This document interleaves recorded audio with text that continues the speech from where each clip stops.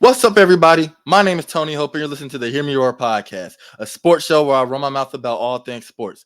And today, I am back with my co-host Noble Lewis, and we are recording another iteration of the Hear Me Roar podcast. And if you're not familiar with my voice, you better get used to it because I am the future of sports media. We are back with another episode of Hear Me Roar. Last episode, we kind of broke down, thoroughly analyzed Super Bowl 58, which was last Sunday. And now it's officially football season is over. No more football games until September? Man, that seems so long. That is such a long time. However, that doesn't mean we're going to stop doing our thing. You already knew that wasn't going to happen. Look, basketball season is in full swing. All-Star weekend is approaching in just a few days. Really tomorrow, actually. It starts tomorrow. We got baseball season coming up. We have UFC events throughout the year. That's never going to stop. Well, we talked about WWE last episode. We're going to continue to cover the pay-per-views and any news that breaks in the worldwide entertainment. So, yeah, unfortunately, football season slowed down or it stopped. But even then, the off season's here. We got some moves to talk about that we're going to be seeing. We got the draft coming up in a few months. Look, we in here. We're going to keep this ball moving, keep the ball rolling, keep this momentum, and the sports world is going to forever have something to talk about, and we're going to be here to talk to y'all about it. Today, we're going to be talking about UFC 298, Volk versus Ilia Topuria. Is Ilia Topuria as big as a threat as we are hyping him up to be? Noble and I will get into that. We're going to be talking about the NBA All-Star Weekend, giving our predictions on who's going to win the different challenges and the game itself. NBA free agency. What are some of the teams that need to have a great free agency? Not just should, but need to have a great offseason in order to propel themselves into greater success next season. We're even going to be talking about the MLB. Look, we're gonna have Noble take us through the Major League Baseball season, what's to come, who should we be watching, and we'll cap it off with who that is, of course, and a couple other fun topics. So without further ado, we're gonna get into it. But before we get into the analysis and breakdown on Hear Me Roar, you already know, like, comment, and subscribe on YouTube. Share with your people. Turn on notifications. You want to make sure you get notified of each and every Hear Me Roar episode. We upload twice a week on Spotify and Apple. Leave us a rating, subscribe, or follow us on those platforms as well. Turn your notifications on so you can get notified. Like I said, twice a week, we're keeping this ball moving. Everything that we are asking you to do helps us in the long run. Hop on a bandwagon. You know what I'm saying? It's always cool to support. Always. Don't ever let anybody tell you differently. It's never a competition when we're between each other. We can all raise we can all go as a unit. You know what I'm saying? Everything doesn't have to be a competition. We can go as a unit. Help us, propel Hear Me Roar into greater and greater heights. So let's get right into it, Noble. Let's get right into it. UFC 298. It is this Saturday, February 17th. It's going to be headlined by Alexander the Great Volkanovski versus the Matador Ilia Topuria in a featherweight 145-pound championship match. 5 rounds, 5 minutes for the UFC featherweight championship. Of course, we talked about previously some of the other fights on that card, including the co-main event, Robert Whittaker versus Paulo Costa. We got Ian Gary versus Jeff Neal. Merab Dvalishvili versus Henry Cejudo. A lot of great matches on that card. Paulo Costa versus Robert Whittaker. I said that. But we're all going to be watching for that main event. Ilia Topuria versus Alexander the Great Volkanovski. Of course, Alexander Volkanovski coming off of a knockout loss just about 3 months ago in October against the lightweight champ Islam Makhachev. He took that fight on short notice and got knocked out in the first round via head kick. And during, Alexander's quest for double championship status, Ilia Topuria was, making his way up the rankings, making his way up as a contender. And, his name is bigger than it's ever been. He is 14-0, 6-0 in the UFC with 12 finishes. All of his fights have been thoroughly entertaining and thoroughly dominant for the most part in the UFC. So, is Topuria Volk's biggest threat at featherweight, or are we just overreacting? By all means, like I said, Ilia Topuria is a true and worthy contender to Volkanovski's reign at the top of the featherweight division.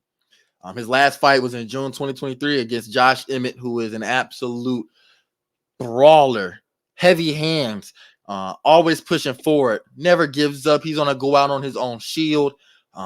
If you're going to get Josh Emmett out the paint, you're going to have to literally beat him until he can't move anymore, which is what Ilia Topuria did. That was his biggest challenge to date. And, when we talk about contenders, young contenders especially, every fight is really the biggest challenge that they have. But Josh Emmett isn't no slouch. You know what I'm saying? So that was a very great fight that he had. It was his first 5-round fight in the UFC, and he thoroughly looked amazing in it. Ilia has some of the best boxing in the UFC. He has a jab that he can throw repeatedly throughout a fight without a drop-off in technique and precision. And he uses that jab to set up all of his combos. He has the power to spark his opponent's unconscious, especially in his right hand. I know you saw that knockout against Jai Herbert. Yeah, he just dropped that man like a sack of potatoes. And what was funny about it is they were in an exchange, so they were both swinging. Jai Herbert caught him with the left hook, but he left it out there, and he was kind of admiring it because it was a clean check hook. You know, lie, it was a clean hook. It landed clean, but Ilia, number one, has a chin on him. He can take some hits. And while Jai Herbert was admiring that hook, Ilia came right over top with that right overhand, and it dropped him, literally dropped him unconscious. It was a nasty knockout, the best in his career. He always throws flowing combinations. I referenced that just a second ago. He uses his weight momentum to carry him from one strike to the other. So when he's throwing his jab, he has that 2 already loaded up. When he throws that 2, he has that 3 loaded up. When he has that 3 loaded up, and when he throws his hook, he has that right overhand loaded up. Everything flows so seamlessly together. And before you know it, he's thrown 4 strikes in one exchange while his opponent only threw 2 or 3. That left hook into the right overhand is probably his favorite combo to throw. His footwork and head movement, very boxing-centric, super slick. He uses a lot of side-to-side head movement and level changes in attempt to set up angles for him to attack or counter from. He has a little Philly shell style when he evades, where he kind of drops his lead hand as he's evading incoming attacks, and it allows him to not take any damage. And look, it looks flashy, but it's effective. We see it work on a championship level in the UFC with fighters such as Sean Strickland. He isn't afraid to exchange in those close exchanges due to his training and confidence as a boxer. He's willing to swing and bang with precision. He has the ability to take you down, work and land some nasty ground and pound. And while he rarely uses it, he does have some grappling experience needed to seek out and secure submissions. Against Bryce Mitchell, he submitted him. Bryce Mitchell is a jiu-jitsu black belt with an arm triangle choke.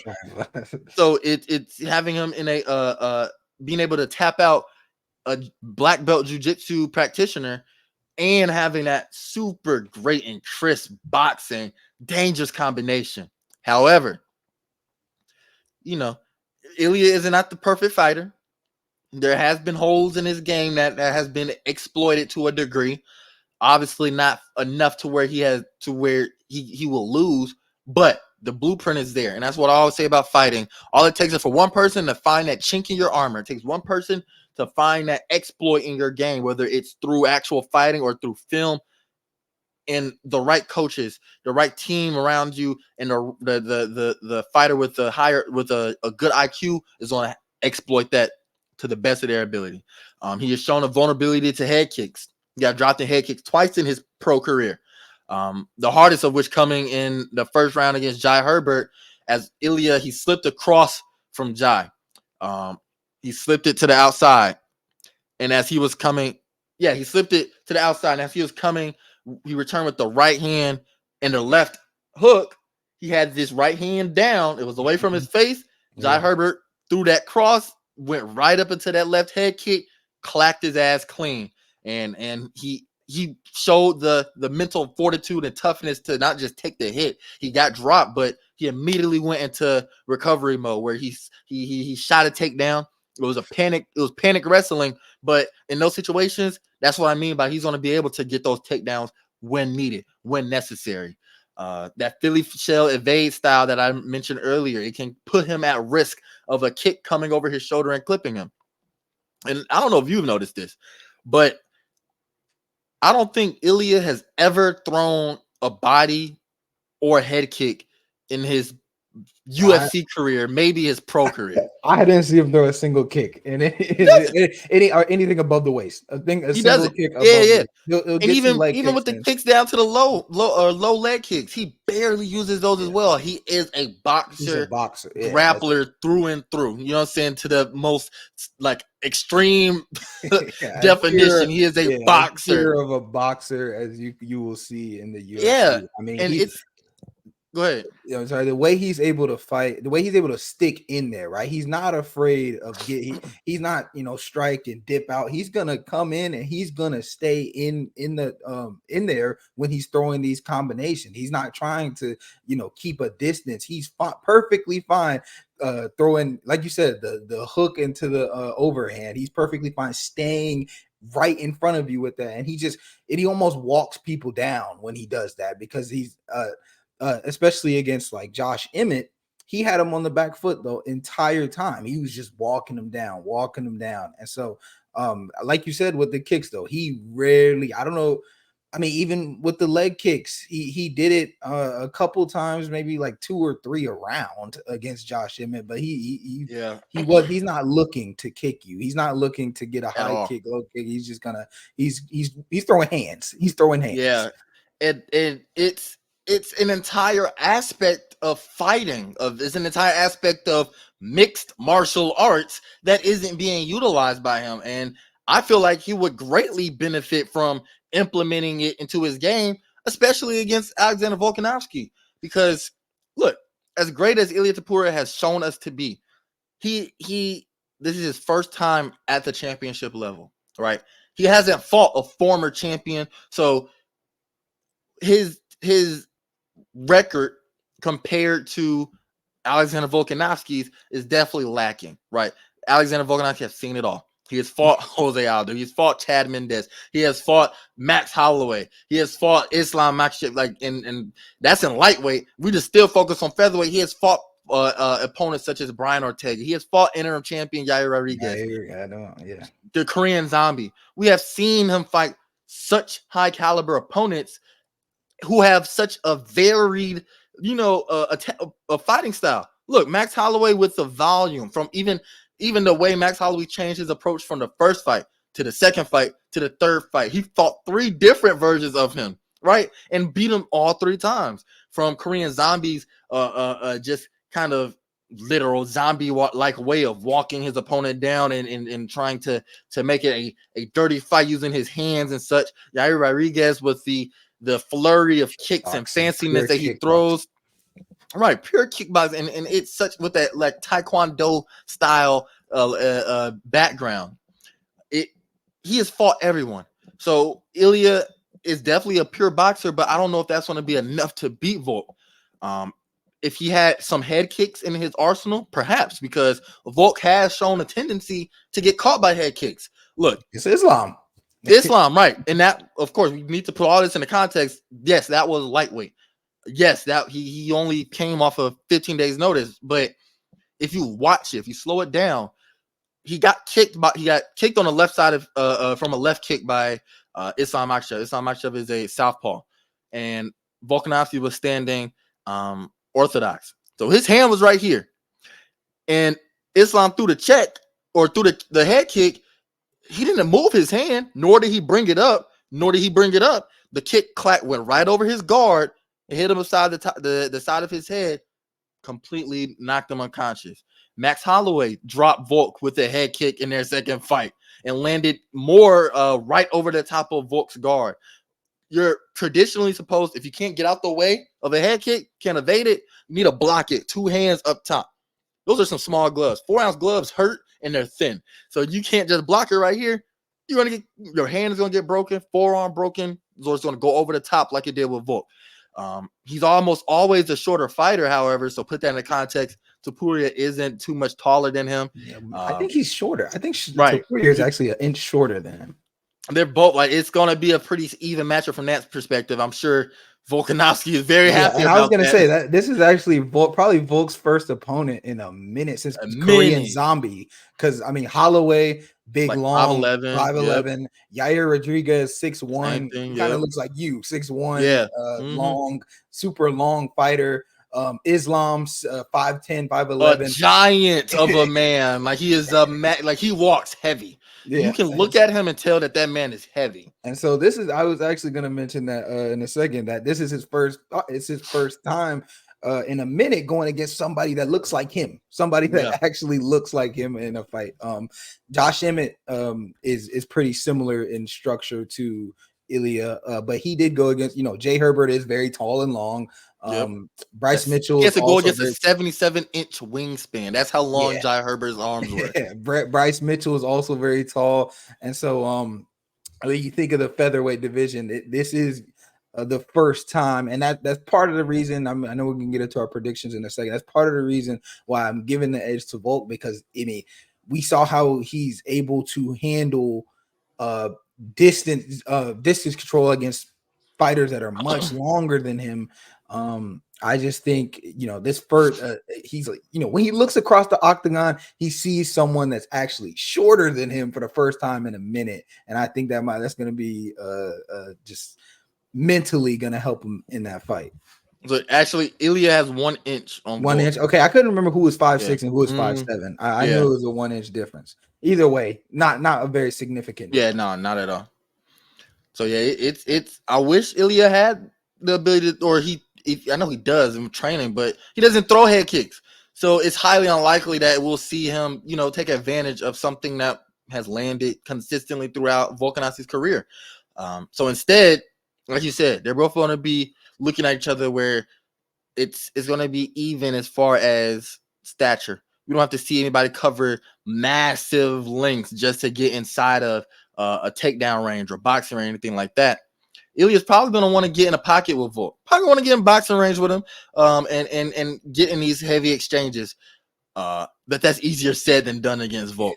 You know what I'm saying? So, Volk has tremendous hand speed at featherweight. The man is, you don't become He's champ at strong. and And he's strong. coming from lightweight too. So all that muscle that he had, all that muscle. I mean, I know he didn't have a real camp, but all the muscle that he put on for lightweight, he's coming down. So that He walks around probably at least 170 something. So he drops about 30 some pounds to get to 145. So he's walking heavy, and he's putting all that into just straight muscle, but he keeps that speed. You know what I'm saying? Like listen, the man, he is not no slouch with the hands at all. at all. There's no, definitely not. And I mean, I don't think it's gonna go to the ground much, because I don't think. I mean, Ilya's a black belt, BJJ black belt, and I mean his takedown defense is great. I don't see Volk going for a lot of takedowns, although against Yair Rodriguez, because he was more of a pure kickboxer, Volk did a great job on the ground when necessary. And Ilya's top game, I haven't seen many examples of him being on the bottom, so I don't know what his bottom game is like. Ilia has a very strong top game though, and going against Volk, I do see it staying on the hands, but I don't think Volk wants it to be a pure boxing fight either, though, because I mean Ilia's hands, like you said, it's not easy. Of course, it's not easy to get to fight in the pocket against Volk. He's no slouch with the hands either, but Ilia's just his combination of strength and speed when it comes to pure boxing. I don't think you want to play straight into his strength like that.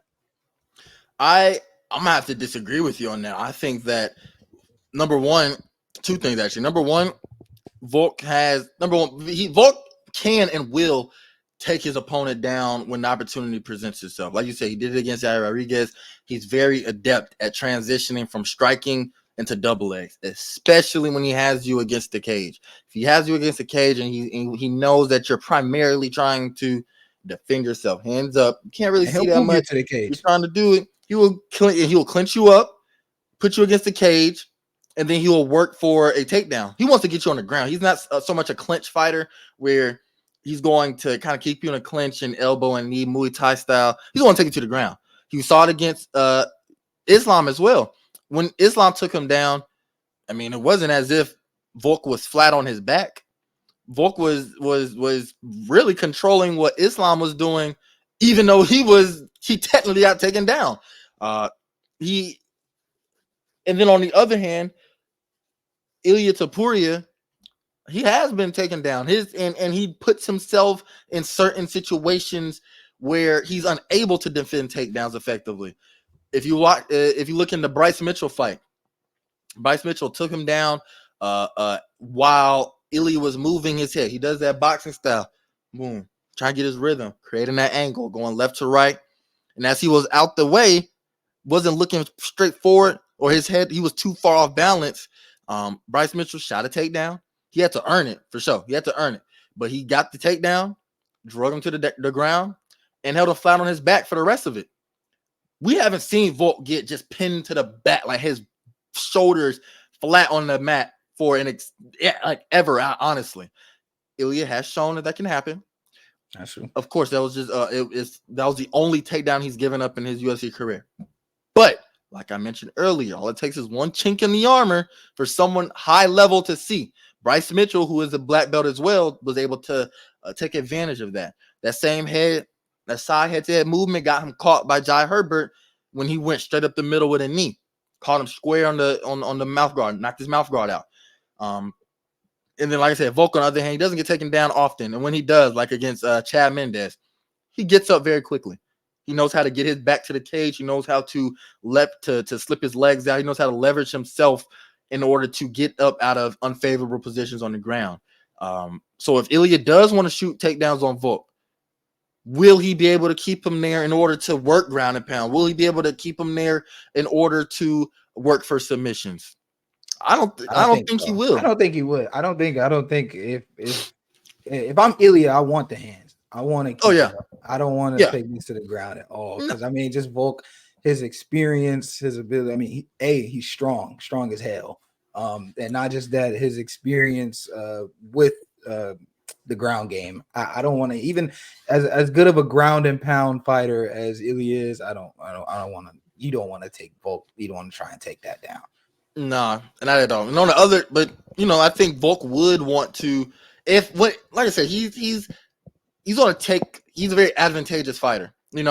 He's not gonna put his pride in front of the main goal of retaining your belt. He wants to humble Ilia Topuria. He doesn't just want to win; he wants to humble him. So perhaps he will kind of have his ego want to throw and strike with him, but. When it comes down to it, if the man sees the opportunity to take him down and just literally make you useless, like you can't do nothing. You're not going to submit me. We've seen how great his submission defense is. Chad Mendez couldn't lock up his submissions against Brian Ortega. He doesn't. He hasn't been submitted once in his entire pro career. So I think that Volk would like to take it to the ground, and when the opportunity presents himself, he has he has a lot of striking variations that he can go to. His bag is deep. He throws a left head kick often. He usually starts his fights out throwing a left high kick.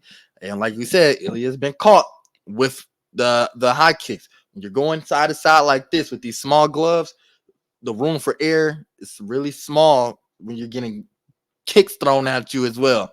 And also, I think that we also had to take into account too, Volk's cardio. Elite. Tailor-made for 5-round fights. The last time he fought a 3-round fight was in 2019.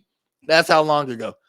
We were in high school, seniors. So that's how long he's been fighting 25-minute affairs, and a lot of them have gone to decision. So he's shown, and clearly he hasn't lost. So he has shown that he can weather the storm, weather adversity, and push through any fatigue that he doesn't appear to show at all. He stays, his foot stays on the gas throughout the entire fight.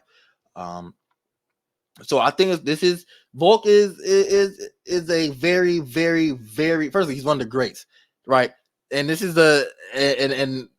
Ilia might have bitten off a little bit more than he could chew. I'm not gonna lie.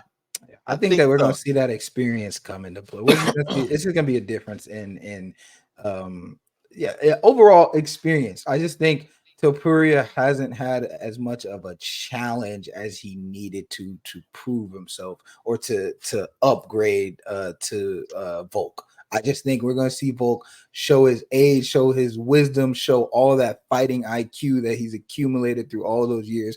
I think we're going to see that come out in full effect. And I also think Volk has a slight chip on his shoulder to prove, hey, I still run this shit. Like this featherweight is still Right. my. I might not be able to go up to lightweight and beat Islam, but this 145, I still got this shit on lock. And so I think Don't that part, forget. Right. yeah, exactly. I think he's still going to show that. Obviously, Topuria has something to prove. He wants to become champion. Of course, you're still that's the end goal of it all. Obviously he's searching for that elusive title, but I think Volk has a little bit more to prove to show that, hey, this featherweight division is still mine. I might not be able to beat Islam, but I still got 145 on lock.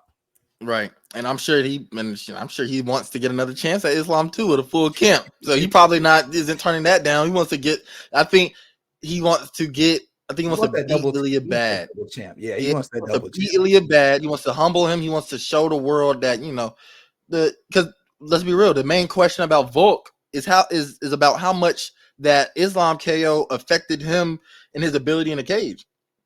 Like, we gotta you gotta put everything in perspective. What And Ilya that's is about 28 years old? yeah, and that's one of my He biggest questions. That would be one of my only questions regarding Volk is his. I don't know how much it affects fight to fight. I don't know exactly how much it affects, but his chin durability, obviously, this was an extreme example, him getting knocked out by Islam, but this is the first fight since he's been knocked out. I don't know exactly how he's still a tough guy. He's still a tough guy by all means. I just don't know exactly how much it'll linger from that fight. for sure. Yeah, I don't. Yeah, we that's something that we can only find out on Saturday. Like, Volk is about 35, and he's been through some wars, right? Like he's been dropped before. He's eating some hard strikes. He just got knocked out just 3 months ago in October. Um, it is something that it's a valid question as far as like, is he starting to reach the end of his prime? Can he come back from a knockout, especially so soon?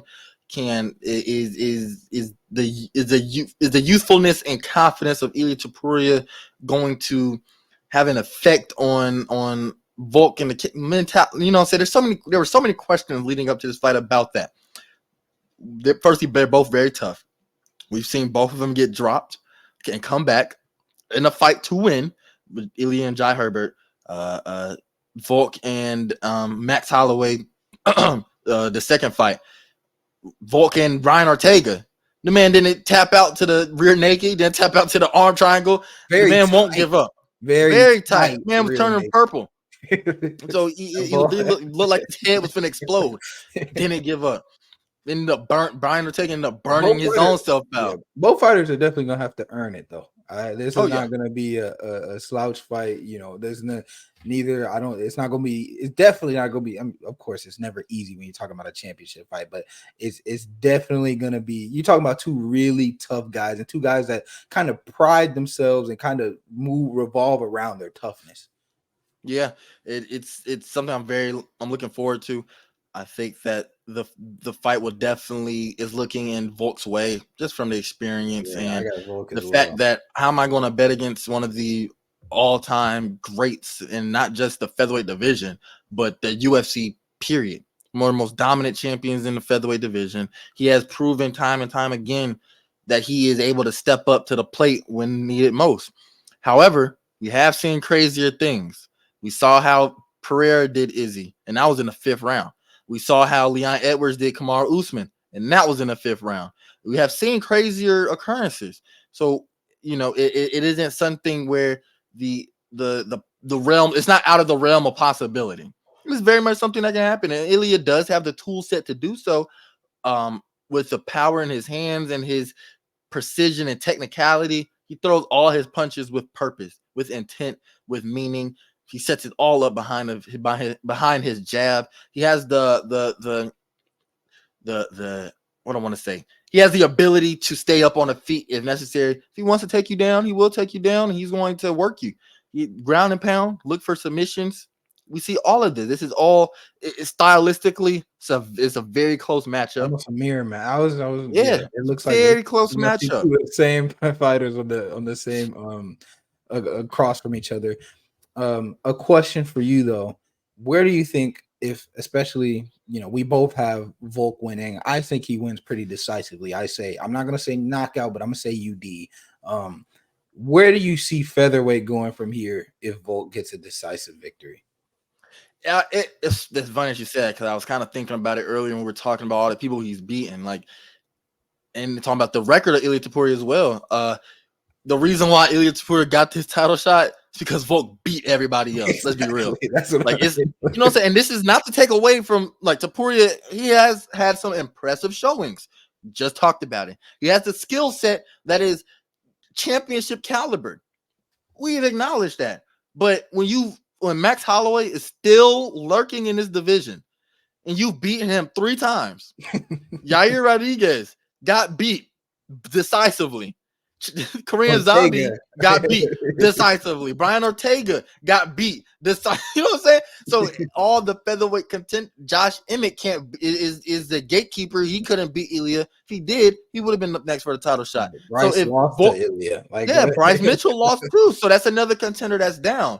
So if we're looking at the featherweight division and the future of it, it really is looking like, man, Volkanovski, dog, because it's going to be another run. Like, that's why Volk keeps going up to he's already beaten everybody. You know what I'm saying?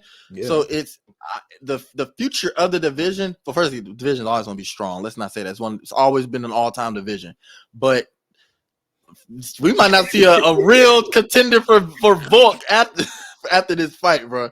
So I'm trying to look at the rankings right now. I was taking a glance, and I mean, it's just everybody. He's beat everybody. He's literally beat everybody that should be in place for Arnold Allen. He didn't. He wasn't able to beat Max Holloway.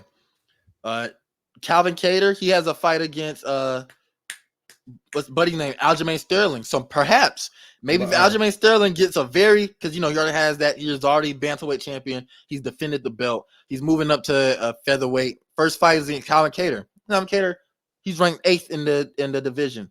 So perhaps if Aljamain Sterling gets he gets a finish or he gets a thorough beating on Calvin Kattar in a 3-round fight, he'll probably be up next, because now we're talking about former 135 champ versus current 145 champ, and that's going to sell. That's a entertaining matchup stylistically as well. So I think that's it. I think that's it. It's gonna be tough. What about Mobsar? Mobsar, I was looking at him as well. I haven't watched too many fights on him. Clearly, he's ranked in the top 5, I believe. He has 18 fight win streak. So he is a definitely a contender coming up. His next fight, or he beat Arnold Allen as well in January. I did watch that fight. So the more and more that he comes up in the news cycle as far as his next opponents, now it's time. He beat Arnold Allen, right? So he proves that he can go against some of the better guys. Now it's time to fight up. And you look at who's ranked above him: Yair Rodriguez, Max Holloway, Ilia Topuria. It's going to take a decisive victory against any of those guys, because look, the man he's not a marquee name. He's not like Mobs are on the card. Gotta go watch him. So in order for him to get a fighter like him to get to a title shot, he's gonna have to spark one of these guys that's ahead of him. But yeah, that just goes to show how dominant Volk is. It just goes to show, and it goes to show how hard it is to really get to this title shot. And that's why Ilia needs to. First, I know he is. He has the confidence. He already put UFC champion in his bio. He's making a documentary about road to the title, road to the championship, whatever. So I love his confidence, but he needs to understand too that these title shots don't come, too often, right? Because all it takes is just that one loss, and then you got to fight someone who's trying to go up in the rankings. So, or you got to fight someone that you haven't fought. He hasn't fought Max Holloway. He hasn't fought Brian Ortega. He doesn't fault Yair Rodriguez. Yeah. Brian Ortega actually called him out for saying, why don't you want to fight me? So now you got to go through a gauntlet of people just to get back at that shot. It's a lot at stake here for both men, for their pride, for their future endeavors, for their careers. It's a lot at stake, but I'm very anxious to see it. I can't wait for Saturday. We're almost there. I'm super excited for it. So, absolutely. With that being said, UFC 298 is this Saturday, February 17th. We will be breaking down the entire main card. There's actually a few prelim fights too that I'm gonna be looking at. What's his name? I can't remember who he's fighting. Dude, I have the worst. I have the worst memory ever. As you can see, I don't know if y'all can keep up with it, but I'm not too good with names. Clearly, I know obscure NBA players, and that's about it. That's about the gist of it. So I'm trying to think. I'm about to look it up in the prelims. Like early prelims or Rinya Nakamura versus Carlos Vera. That's what I was thinking it was. Hey, firstly, that's a hard ass last name, Nakamura. If that's a hard ass last name, hey, bro. Hey, look, I ain't gonna lie to you, man. Shit, I don't know. Y'all can call this cultural appropriation or not, but if y'all see my son come out Nakamura, hey, Shinsuke Nakamura, hey, that's a hard name, man. That's a hard name. So it's he's a very good fighter. His dad was one of the people who started up not judo boxing. Oh, what's that shit name in Japan? It was what ended up turning into Pride fighting in Japan back in the late 90s, early 2000s. But his dad was a MMA mixed martial artist. He was in a gym with just straight legends as a kid in Saitama, Japan. So he's been really a homegrown since a kid. Ready to be at this stage. Yeah, like literally. So it's in his blood, dead ass. So I'm super interested to see how he is. I like his last name too, so I'm rooting for him. That's a hard last name, man. I'm telling you. Hey, and I know we're gonna be talking about baseball soon, but there's a lot of hard ass names in baseball too. Oh, yeah, man. You know what I'm saying? What's buddy name? Sammy Sosa. Talk about legends now. Wait, Sammy Sosa. Shohei is a hard first name. What's his name?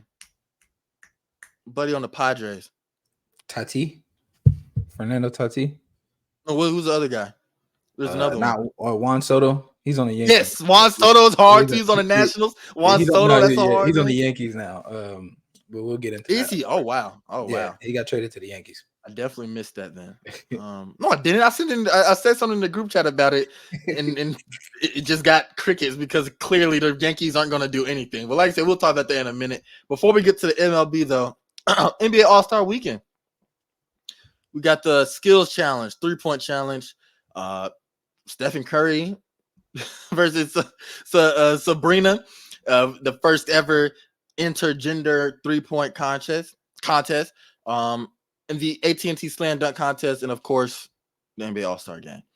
So I want to get your predictions on these. Who do you think is going to win the NBA Skills Challenge? It's going to be between Team Pacers versus Team Top Picks versus Team All-Stars. You got the names in front of you? You want me to read them all? I got them right here in front of me. Okay. It's kind of interesting when you look at them. I'm probably gonna lean Team All-Stars just because of the guard, just because it's so guard centric, and I know the All-Stars challenge is normally pretty guard centric abilities, dribbling, shooting, things of that sort.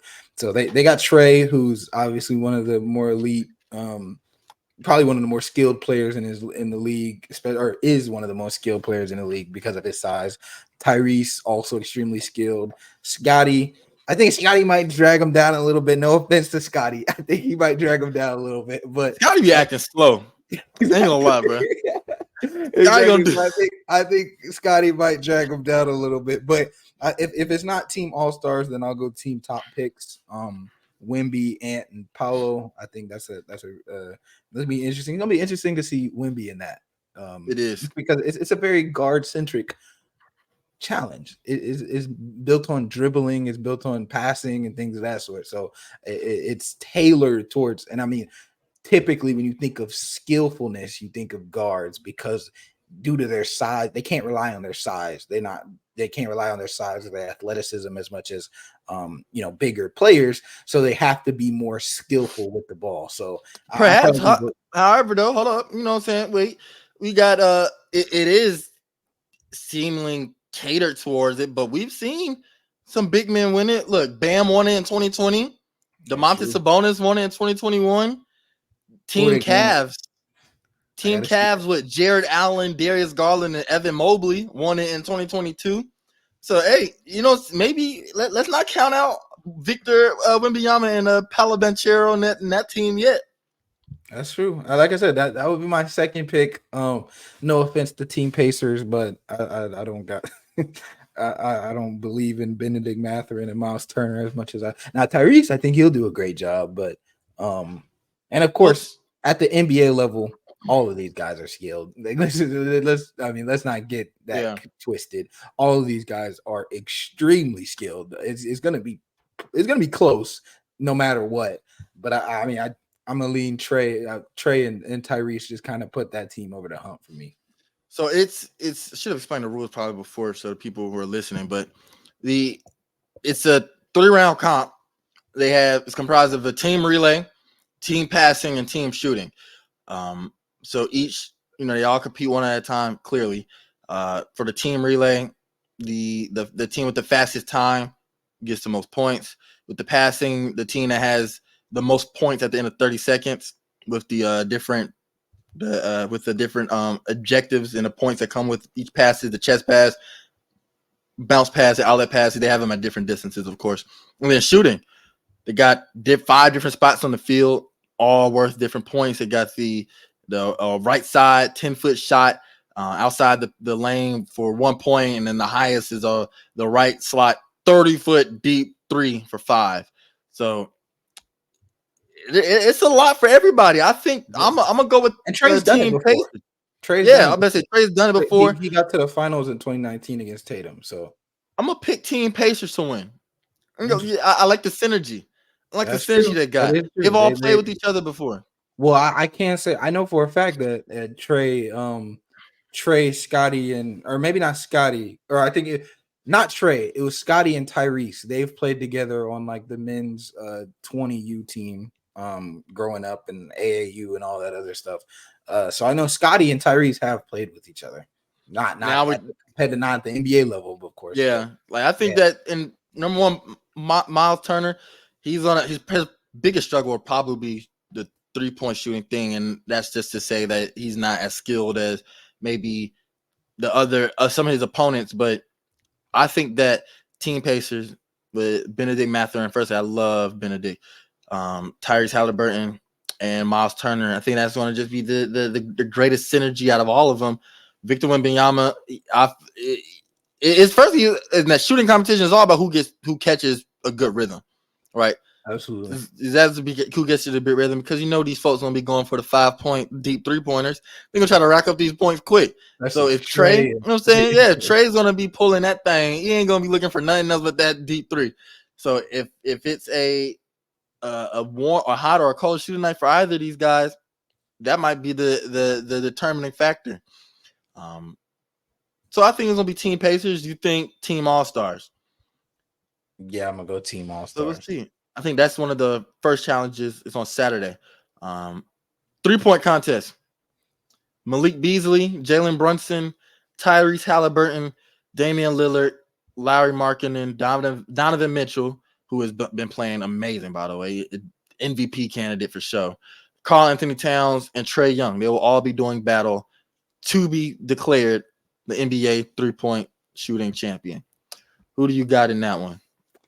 I was gonna lean Cat because I believe, is he reigning champion or was that 2 years ago? Yeah, I think he won last year. Mm-hmm. Yeah, he's reigning champion. Also a very good shooter, but I think this time around I'm gonna lean Trey. I think Trey is when you look at shooting, I know it's different. It's way different because this isn't there is, I would say, his prototypical type of shooting. He's normally a little bit more off the dribble, but I just think Trey's got that edge in him this time around. He first off, he wasn't.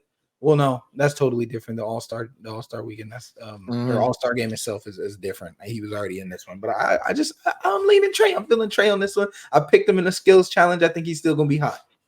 Okay, I think all right. So we see Noble's in underground, or he's a closeted Trey Young fan. You know what I'm saying? I'm not Let it closeted show. about it, man. I support Trey. I like Let's- Trey coming out of college, man. I really like what he did at Oklahoma. Yeah, he played. He finished second in the 2022 3-point contest. So he's been a runner up. You know what I'm saying? He's gonna be back and ready to try to finally get the job done. I'm gonna go Tyrese Halliburton. Look, Reese has been going crazy this year, easily one of the best point guards in the league. He has a funky jump shot. Like the shit is ugly. It ain't pretty. It's a very funky. I'm gonna be honest with you. I probably expect him to get knocked out in the first round. And I think for the opposite reason, because he has an ugly jump shot, but it's so he makes it at such a consistent rate. And now we're talking about he don't got to worry about no defender. All you gotta worry about is just getting the shots up. Getting the shots up. It's not the form itself that scares me. It just he's kind of a goofy guy. Like he every time I see him, he's like smile, like a huge smile on his face. And that's nothing against him. For some reason I don't see him winning. I don't know. I just don't. I see him getting knocked out early and him not really like being mad about it. I got Reese going all the way with it. I'm sorry. I got Reese going all the way. I think that, and it was my mistake. Cat won in 2022. Dame won last year. Okay. So I'm gonna give Dame the runner-up stat. I think it's gonna come down between the young and the old. We come down between Dame and Reese at the end. Carl Anthony Towns is gonna be in there. Man, I don't got Dame in that. Then you don't think Dame's gonna come up clutch in 3-point contest? He's been cold all damn year, man. I don't know. He's shooting like what? He's shooting weak on 3-point. I know it's different. I know it's not a game. I know it's different, but he's been cold, man. He's been cold. He has been. I think out of all of the contestants, he has the lowest 3-point accuracy this season with like 34%. So it's low. He's down to 34%. So he's been cold, man. There hasn't been a back-to-back 3-point champion since Jason Capono. You can't do him for who that is, man. Yo, what you know about Jason Capono? He used to play. I think he got signed to the Warriors and then he got cut. That was his last time he played an NBA game. But he won a ring with the Heat. Jason Capono had a strap on him. So and I still think though, Dame, we've seen it before with teams. Hey, maybe the All-Star break is all that's needed to turn your season around, to finally find some rhythm, get relaxed, open up a little more. Perhaps that's what's needed for Dame. I'm not going to count him out though. He won last year, so the champ always got to have a little bit of credence in any argument. But I do have Reese winning. I got Tyrese winning. He's been lights out all year. He has a nasty jump shot, and yeah, he is a silly guy, but I think that he's going to be able to get it done. Next, first ever intergender 3-point contest, 3-point challenge, I guess. It's between Stephen Curry and Sabrina. How do you say her name? Ionescu. Yeah, all right. I said it right this time. Congratulations, Tony. You did something right. It's the rules. It's going to be the same as the 3-point contest. You got 4 ball racks with the 4 game balls and the 1 money ball. And the 5th ball round or the 5th rack will be an all money ball rack. Sorry, that's cool. And it's Steph shooting from the NBA line with the NBA basketballs, and Sabrina shooting from the WNBA line with WNBA basketballs. So who you got in that one? Man, I think I already know that, man. I ain't gonna lie. It's hard to go against the greatest shooter of all time, man. Right. In anything, right? It's hard to not pick Steph. I know a couple NBA players. Clay picked Sabrina, KD, per usual, bouncing between teams. He picked Steph, then picked Sabrina, and then picked back to Steph. I I gotta go 30, man. You can't. I know Sabrina's got a great shot. She's got a great shot on her. She's a sniper for sure. But it's hard, man. When you talk about shooting, Steph Curry is the picture of shooting the three. So it's really hard to go. And I know he's not, he's not invincible. He hasn't won every single 3-point contest. So, and he's been in multiple. So he's lost them before he lost to Clay. But it's just hard to go against 30. I'm gonna have to go Steph. Easily. I'm picking Steph too. Like, come on now. Curry has, bro, listen to this number: 3,577 3-pointers made in a regular season over his career. 3,500. And he's already a 2-time 3-point shooting champion. So he's been in this environment before. It's definitely different from just, firstly, you're not having anybody pass you the ball. So we can't say it's exactly like shoot arounds. Catching a ball and shooting it versus grabbing it yourself and then shooting it is definitely two different motions and two different rhythms that you can find yourself in. But he's been here, 2-time champ. Now, Sabrina Ionescu, come on now, I'm getting there. Find it one way or another, I'm going to get there. Ionescu. Onescu, sorry. No I. It's just Ionescu. Ionescu. All right, Ionescu. Yeah. No Ionescu. Okay, Ionescu. Sabrina Ionescu. She has the WNBA single season record with 128 3-pointers in a season. So both of them. Number one, this is a good, like, nobody's really losing this. You know what I'm saying? Like, nobody's really gonna be using or losing this tonight. It gives more star power to both Curry and Sabrina.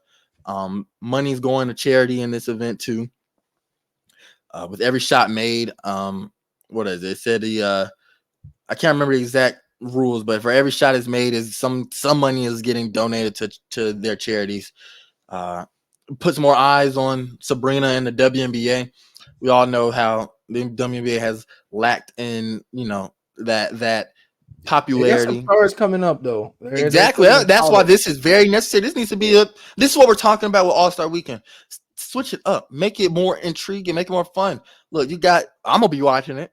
You know what I'm saying? Ever since it was announced, I wanted to watch it. This is something where, look, I know Curry gonna want to bring his best showing too, because now it's like, shit, I'm not finna. You ain't finna try my gangster, bro. You ain't finna try my gangster like this, bro. You ain't finna try me like that. You lost to Sabrina Curry. You lost to Sabrina. Like, hey man, he's gotta have the show why he's the greatest. They got to remind these folks, right? Yeah. And firstly, Curry has been playing phenomenal this year. So I think this man, he might go for a Larry Bird in a warm-up suit type night, or he might be shooting all his jump shots left-handed or something. He's gonna go crazy. But I like the exposure for the WNBA. They've got some real stars coming up in college though. With Angel Reese, Caitlin Clark just passed. Name is slipping me, but she's now the all-time women's college basketball scoring record. She just got that tonight on a 49-point effort. She is averaging 30 points a game in college. That is unprecedented. She is one of the greatest scorers we've seen in women's basketball history. And so, anything to boost the exposure, to like you said, switch it up, just to give make it a little bit more intriguing, get the star power, get the boost the namesake of both players and NBA, WNBA alike. I think is good. So I'm excited for the event. Me too. And perhaps depending on how this goes this year, we can see Boogie Cousins versus Brittany Griner next year. We can finally get that. We can start, you know what I'm saying? We can start upping the intensity. We can start putting, you know what I'm saying? I've been wanting to see that shit since 2016. You know what I'm saying? It's been years. I'm trying to see that. Never for real. Ran that, man. They should have ran that. Never ran the fade, bro. Brittany Griner wanted to be talking all that. Boy, I would have told my mom, sell this goddamn house and put all this. Put everything in the world on Boogie Cousins, bro. But yeah, I like this though. It's gonna be fun, and like you said, bro, Sabrina Ionescu, she got a strap on her. She got a strap on her. So I think it's gonna be a very interesting matchup, and it's a win-win no matter what. Both players for the NBA, WNBA, everybody in attendance. Finally, for the festivities, the slam dunk contest. I'm not gonna lie to you. I'm not excited for this. I'm not. I'm a little intrigued. I'm a big Jaime Jaquez fan. I think I'm gonna go one wick on this one. I'm leaning Jaime on this one. Mac McClung. I mean, Jalen Brown, Mac McClung, Jaime Jaquez, and Jacob Toppin. Mac 2 years ago had a really good showing. He won the dunk contest. He had some really intriguing dunks. You won last year. That was last year. Okay, It won last year. I'm getting it mixed up. Yeah. So Mac's an entertaining dunker. That's his specialty. So I think he'll be interesting to watch. Jalen Brown. It's been a while since we've had a real star, like all NBA player in the dunk contest. So Jalen Brown, I'm excited that he's doing it because it's just been when was the last time we've had an all NBA player in the dunk contest? It's been a minute. It's been a minute. So it's fun to see him do that. Jaime, a young phenom, rookie phenom. I got my money on Jaime in this one. I'm gonna be honest with you. Man, I am not looking forward to this at all, bro. Like the dunk contest has just been so boring for so many years. It's so hard. long. When you come from what we saw, obviously way back, and then Aaron Gordon versus Zach LaVine, Aaron Gordon versus what's his name? I can't. I'm not Derrick Jones. It's just hard to match those, man. Those were just, especially Derrick Jones, especially versus Zach LaVine. That was like, I saw JaVale McGee do a double windmill into 2 goals. Saw Blake Griffin jump over a car. Exactly. I've seen Nate Robinson jump over, who was it, Shaq, I think, or no, that was somebody else. It was he. Can't remember exactly who jumped over. Aaron Gordon jumped over Shaq. I forgot who Nate jumped over. I've seen so many exciting things, and then even going back and looking at some of the older things, with Vince Carter, of course, and Kobe, Dwight Howard, free throw, the original free throw stuff, man. Dr. J, I've seen so many crazy, like explosive and entertaining dunks and competitions that it's been hard to come to kind of get back into. And like you said, the lack of star power that really wants to participate in these competitions, it makes it less appealing. Like nothing against these guys, but even Jalen Brown compared to, like, bro, we used to see Ray Allen versus Vince Carter versus Kobe versus Steve Francis. Like, those are names. You know what I'm saying? Like, those are names. Dwight Howard or Josh Smith versus Amari Stoudemire. Like, we were seeing names where we like, bro, these are real deal superstar athletes. Like LeBron. Now this man LeBron sat up there and said, "You could put my name."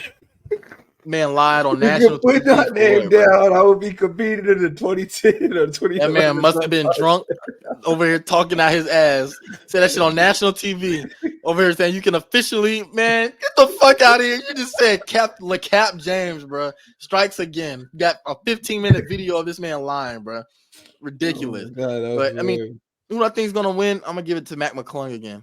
Like, he's in a G League. He's trying to play his way back up to a roster spot. So he got more time than actual NBA competitors to get some dunks right. So, and he won last year. I'm gonna give it to him. We've seen back-to-back dunk contest winners. Zach LaVine was the last one. I give it to Mac McClung to win this one again. And then for the All-Star game, East versus West, we're going back to the format that it should have never left. I love how the NBA is hyping it up as well. I saw some commercials saying where rivals become teammates and when teammates become rivals or something like that. And I love that promotion. Like, I love being able to see, bro, we're going to see LeBron and Curry finally play with each other. Now, we can talk about this on another episode. 2020, they did it. It was fun to watch. It was extremely fun. So now we're getting it. This is why I can enjoy. We're going to be getting Anthony Edwards and Bron and Curry and KD and Kawhi and Paul. Like, we're seeing a lot of superstars. That's just the West. So we're gonna be able to see these players finally play with each other, except rather than kind of switching it up, doing the team captains thing. It's a cool concept with the whole playground ball, but nah, man, this is what I like to see: East versus West. Hey, I know it doesn't mean nothing in the long run, but let me see some get some bragging rights going. Say that this is why the West is better. This is why the East is better. It used to be that the winner got the home court in the finals too. I think. Am I wrong? I I'm thought not it sure. did. Hold on. I'll have that answer in a minute. But yeah, I love the East versus West. I wish they could go back to the jerseys, the team jerseys. Mm-hmm. That just felt so much more iconic back then. Watching players play in their actual team jerseys. But yeah, I'm this super excited. Hopefully, it's a lot more entertaining than last year because last year was a little bit of a snooze fest. It was, I mean. I know they're not going to be going hyper intensity. Nobody expects you to, but the defensive effort last year was you can't even call it defense. They weren't doing anything. It was literally just a dunk contest. Like they were just throwing lobs and just it was boring. I'm gonna be straight up. It was boring. Yeah. I hope they bring at least a little bit more intensity this time. Just play some actual. Like you said, you don't have to go your hardest. I would love it, but you don't have to. But just show some effort. Make it. Give us a reason to watch it. I mean, I always use Kobe as an example, but hey, Kobe, when it came down to it, when it was time to goddamn go, and this game kind of closed, man. You know what I'm saying? We finna go. We finna go. Hey, y'all tighten up, bro. We finna go ahead and start. Let's actually play now. It's kind of like especially in the fourth quarter. The game, like the 2001 NBA All-Star game, is a perfect example. Sometimes it's like, all right, bro, we just now it's time to go out and play. Like West choked the lead against the Eastern All-Stars, and Allen Iverson took over the game, ended up winning the All-Star MVP. It was. I still go back and rewatch that game in its entirety. That's how great of a game it was, and it just sucks to see how far it's fallen from grace. I like to see some type of competition, like you said. It doesn't have to be no ultra competitive, no ultra. Man, I'm hounding you full court, but even then, man, if there's somebody across that way, if there's somebody in the Eastern Conference that you got, you know what I'm saying, a little rivalry going on, something personal. Look, this is your chance to kind of stick it to them. You know what I'm saying? Give them buckets. Make them want to come back down and give you buckets. And now we actually have a competition on our hand. We got some competitive drive going. So I think it's going to come down to somebody needs to set the tone. I think Anthony Edwards is going to be the one to do it. Hey, look. Hey, any nigga from Atlanta know this is not we take certain things there, especially pick up basketball. So I think Anthony Edwards going to set the tone early. He's going to get some defensive plays going. He's going to drive hard to the rack. Start putting up some crazy MJ-esque stuff. You already know he's the long descendant of Michael Jordan. I think he's going to kind of set the tone. Everybody's going to go follow. Yeah. But I do got the West winning. I got the West has just been the West. Stacked, bro. When you look at that roster, man. Even when you talk about MVP candidates, the top four, right? Shea, Luka, Giannis, and Jokic. 3 of those are in the West, and not to mention Bron, KD. Steph is coming off the bench. You got Steph Curry coming off the bench in the damn All-Star game. It's kind of crazy. I don't know what Embiid is out for the East. So I got Scotty Barnes. Hey, you got Scotty Barnes stepping in. He's gonna go out there and Embiid. So yeah, I got the West pretty. I'm gonna see. I already see Scotty coming down court and just chucking a half court shot with like 20 seconds left in the clock. We're just gonna chuck one up. Yeah, I got the the West pretty handily in that one. And I was getting it mixed up. There's the MLB. In the MLB, the All-Star game used to determine home field in the World Series.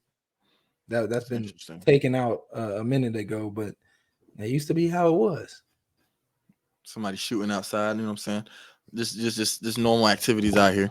I didn't know that either. I don't know how that would even I mean, I get the benefit. I don't know how that would work though. Like, it's NL versus AL. Yeah, so, you're talking about which conference gets the home field advantage, not which team specifically. Oh yeah, not team, no the conference. I'm about to say because I'd be sabotaging the fuck out these niggas, right? But I didn't know what you meant. Now that makes sense. It meant so like if the East won, the East. Yeah, they would whoever's representing the Yeah. So yeah, that's how it was in the MLB.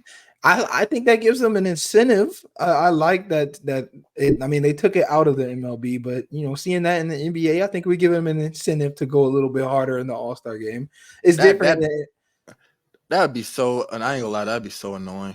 I ain't gonna lie, man. I ain't gonna lie, I'd be so upset if I just want 67 games but I lost the All-Star game and I got to play on the road. Are you Yeah, kidding that's me? tough. I ain't gonna lie. It's different in the MLB because in the MLB, it's you can go your hardest in I mean you really have no choice but to do your hardest in the all-star game because Right. you're batting, you're pitching, you're not going to just give up bombs. What are you going to do, pitch slower? You're not going to pitch slower. Batters aren't Yeah. going to not swing. Like it's hard to not go your hardest in the MLB all-star game, and that's why it's typically regarded as the best all-star game, better than the Pro Bowl and the NBA all-star game. They should But start putting it on a T-ball.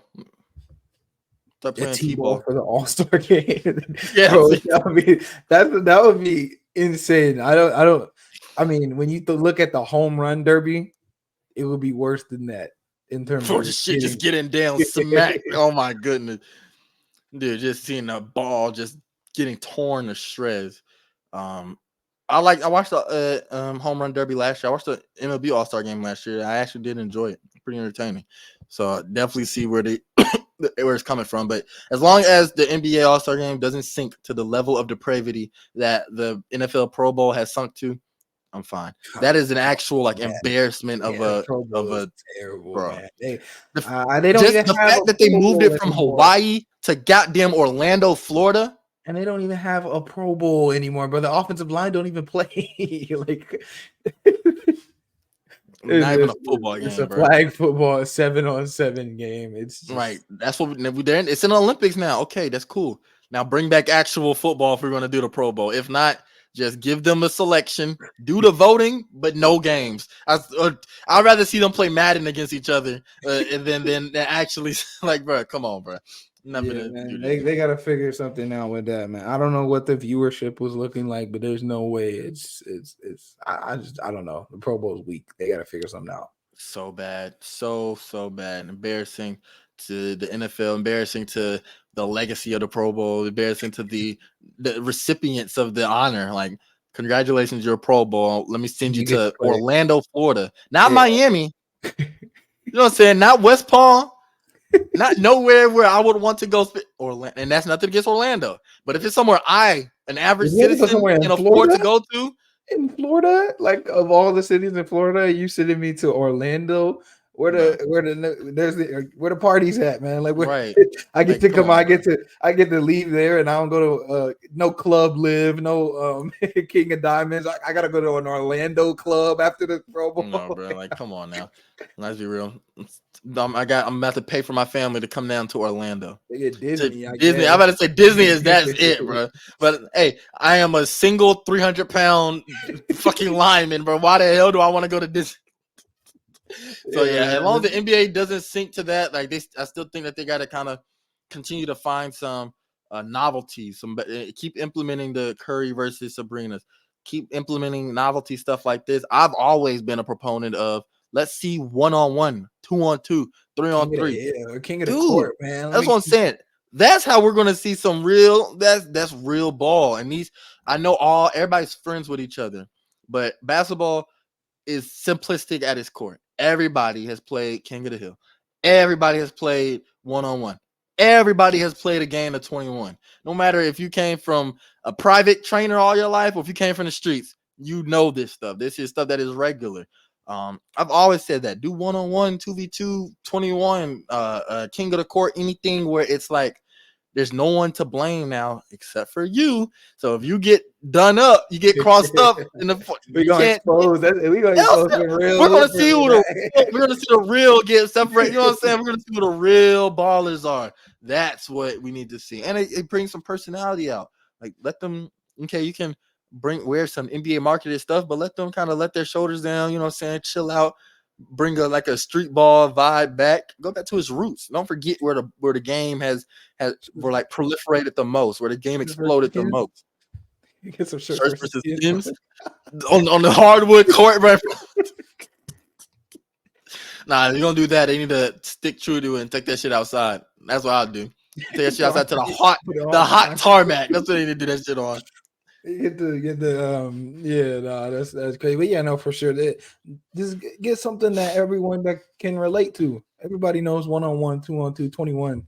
King of the Court. You know, that's like you said, it's a simple game at its core. We've seen videos of them doing King of the Court with like Olympics, like their Olympics training. We saw, you know, KD and Book and Paul George 3 dribbles, King of the Court from the post. So That's what it's supposed to be. Yep. exactly. So just, and I'm sure the guys will probably welcome it. I mean, this is, they get to show off their skill sets and things of that sort as well. So yeah, there's definitely a lot. I'm welcoming. We're definitely very welcoming of like the Sabrina versus Steps and the things of that sort. So yeah, I'm excited for the All-Star weekend, except for the dunk contest. Everything else, I've been excited for. Dunk contest, still gonna watch it, but hey, man, It's hey, just tough. we need to It's spark it tough. up, You've man. seen so many. We've seen so many. It's hard to do Yeah, new stuff. we gotta spice it up. I don't know. I don't care if you bring outside people in. I'm sure that's not gonna. That's not the. It's. I'm sure business wise, probably isn't the best. You want to keep everything in house. I'm sure they already had to. They had to make some stretch when they brought in Matt McClung to G League. So it probably delegitimizes it if you bring in outside people. Absolutely no. But You can't do that. That just takes yeah, away. It's not the NBA dunk contest. Then that's just the dunk contest. But I think, I mean, there's things that can, you need to. I don't know what you can do. Like I said, it's just tough. There's been so many dunks. There's only so many that haven't been done in the realm of human physics possibilities. So hey, yeah, there's it's still a good a little selection out there. I was seeing something where it's like dunks never performed in the dunk contest, and those are all outside dunkers, people who never even sniffed the NBA court. So the talent is out there. It's just now who's going to be the ones to implement it in the NBA. yeah, We've so we'll seen have it. We know it. Aaron Gordon and to, Zach, man, we yeah, know it. It's just got to be like, man, you got to want to do it. I think you got to want to do it. You know, absolutely. one of these Yeah, players got to want to to find grow the up. time to find the time to work on it as well is also pretty tough. It's a little tough. Yeah, I think it just comes down to want. And one of these players got to be one of the ones that grew up saying, "Man, I want to be in a dunk contest. Man, I've been wanting to do it." Like, and finally get that chance and want to seize it. I just don't think people care about doing the slam dunk contest. I think that's what it is. I think that you see how LeBron capped about that shit 14 years ago. The man didn't want to do it, bro. You know, he don't want to do that. He don't got the, you know, like you say, he don't got the time to be trying to do that. He's over here trying to get over the Celtics. This man want to sit up here and devote time to them. Exactly. This man been getting hounded by Boston for the last 3-4 years. No, bro. This man was Work not on a supposed to do damn that. dunk contest, man. Exactly. So that's NBA All-Star Weekend. Now we're taking a trip to the NFL. We talked about the UFC, talked about the NBA. Now it's the NFL.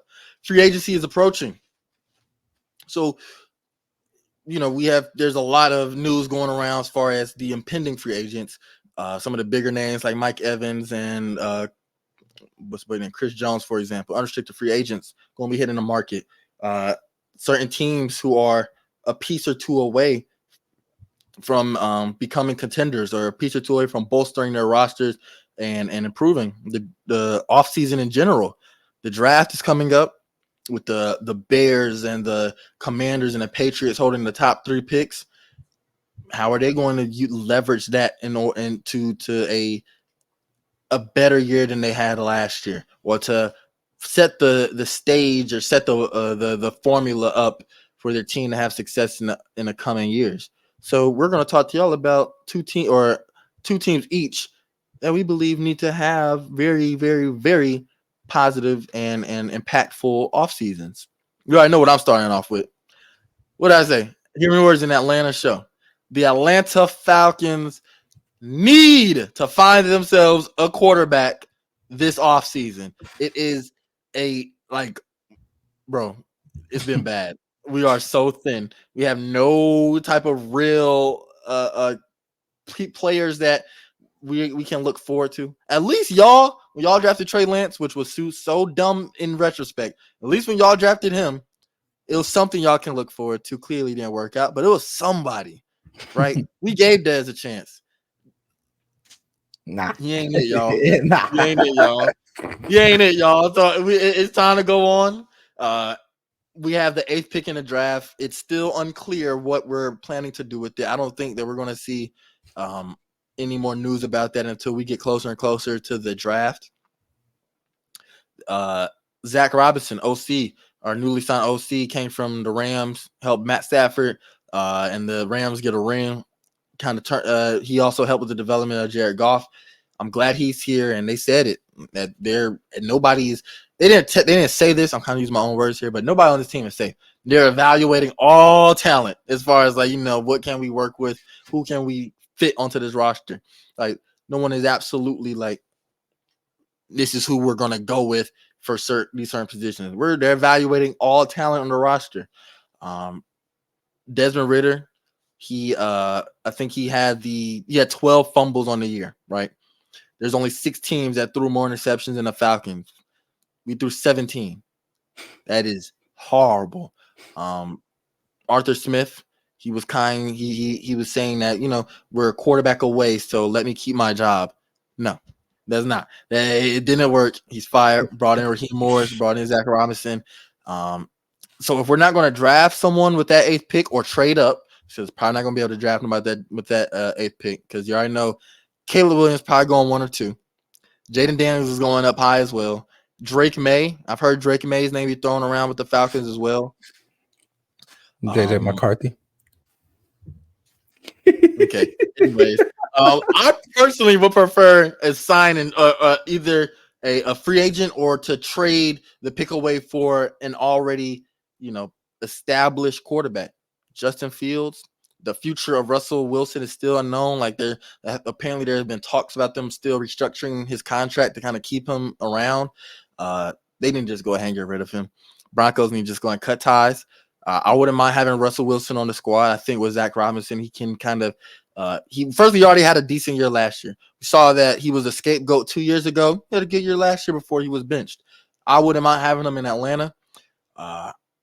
Justin Fields is, of course, my number 1. And then as far as rookies go, I see Drake May. I like Drake May. I've seen a lot of some film on him. Jaden Daniels is who I really want. That's QB1 for me. That's who I really want. At lowest QB2. Caleb Williams is special, but he's probably not.